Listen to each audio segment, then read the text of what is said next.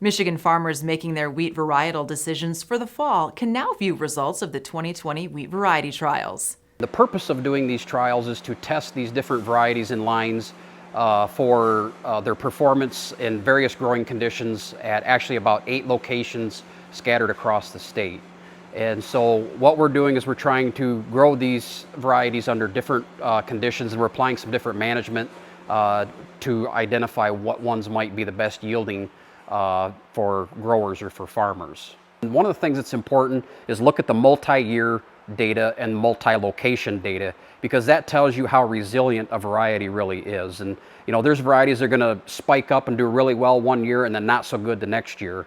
You want something that can maintain consistently. You don't have to have the #1 wheat variety every year, but pick something that's in the top 5 every year. Because if you look at the top 5, those yields are up there at about 120 to 125. The bottom 5 are in that 71 to 75 bushel range. So there's a big difference in the yield potential in these varieties.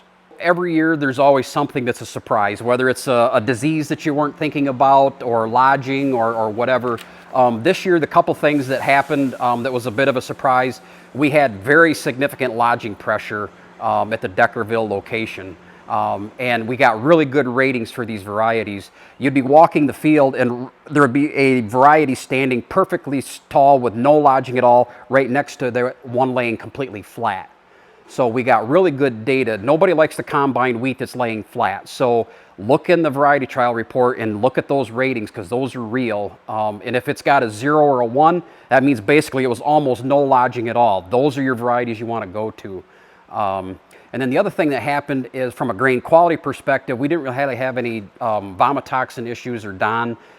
Falling numbers were generally above 260 to 300, so really no sprouting issues. But we did have some stinking smut problems, and there was about 15,000 bushels of wheat rejected up in the thumb area from stinking smut. That's a quality, it's a contaminant in the grain that we just can't have from a milling perspective. So that and the lodging, I guess, were the kind of the 2 surprises that we really had this year. For the 8th consecutive year, the Michigan Wheat Program has partnered with Michigan State University to have a high management component as part of the research. Those trial plots, located on 7 farms in Michigan, were harvested in July.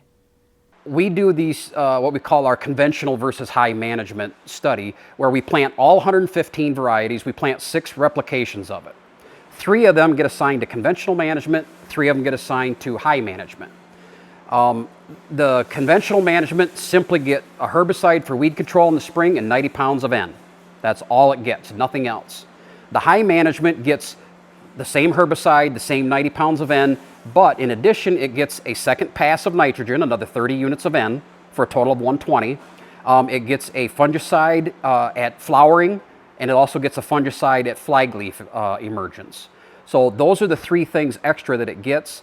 And there are varieties that respond to that, and there's varieties that don't respond to that. And this year, the range was a response of 12.8 bushel per acre yield increase to the management, and we had one variety that actually had 3.5 bushel yield lower when we added all that high management. So there's a whole range in between, so it's depending on what management you want to do, you need to look at the report and look at what variety you're planting and whether it responds to that management or not. View the full 2020 Wheat Variety Trials report online or in the August 15th edition of the Michigan Farm News.